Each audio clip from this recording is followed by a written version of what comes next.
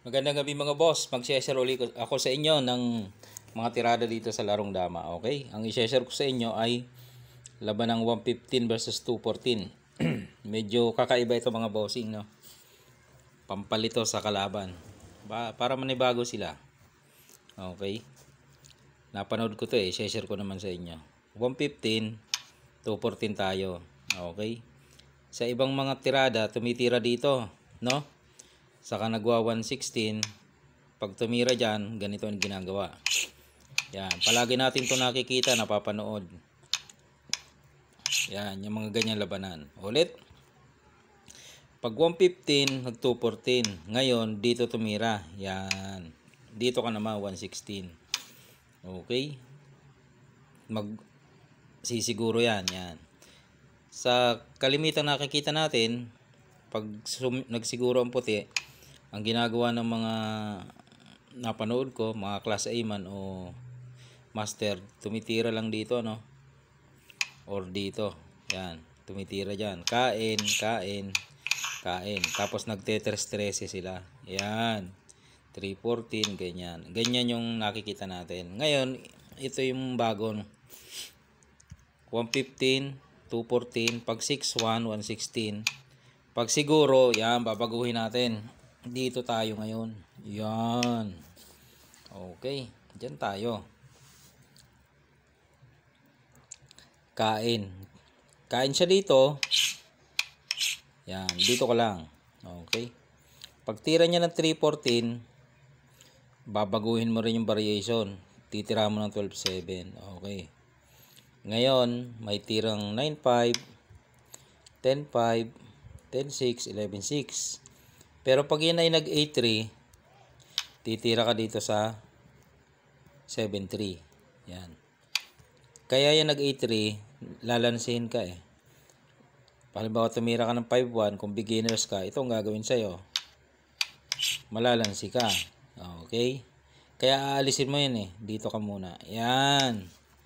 Okay. O dito, may mga tira na uli siyang 9.5, 10.5, 10.6, 11.6. Okay.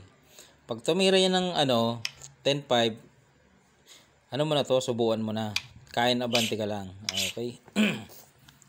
Para sa mga beginners ganito yung mga paggawa ng mga lanse para malaman nyo rin. Di kumain ng titira ang puti. Yan. Pag tumira ang puti dito, 11.6. Yan, lanse yan mga boss. Malalansi na siya. Paano paraan? Paano? Pagmasdang maigi, paano mo nga naman lalansin yan?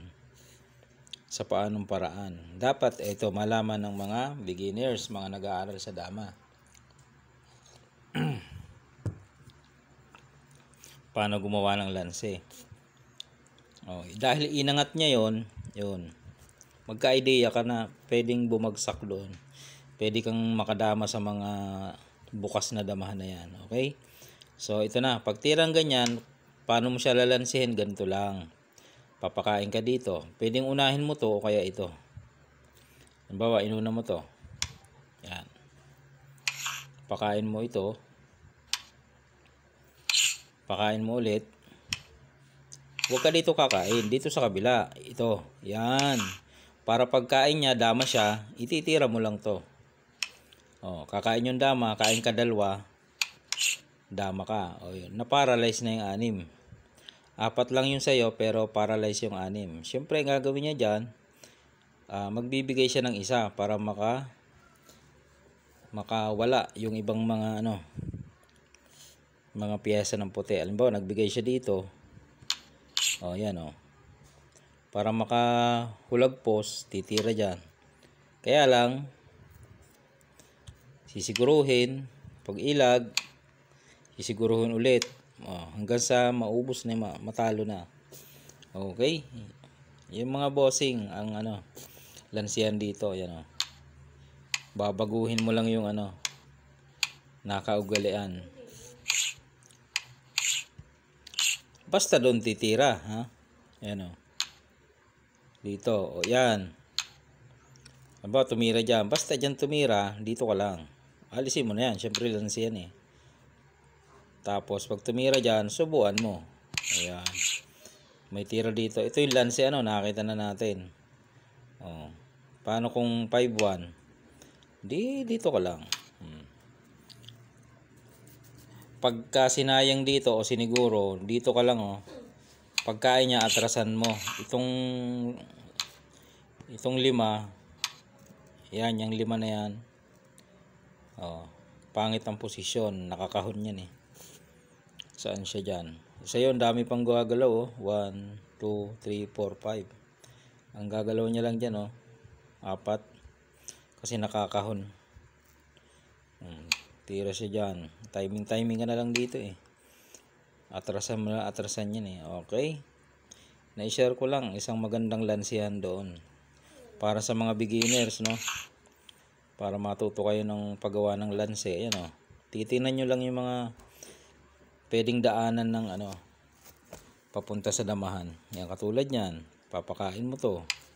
O kaya ito muna ipakain mo. Pakain mo to. Pakain mo pa. Pagkain abante, syempre, kakain yan, dadama. O, bigay mo na.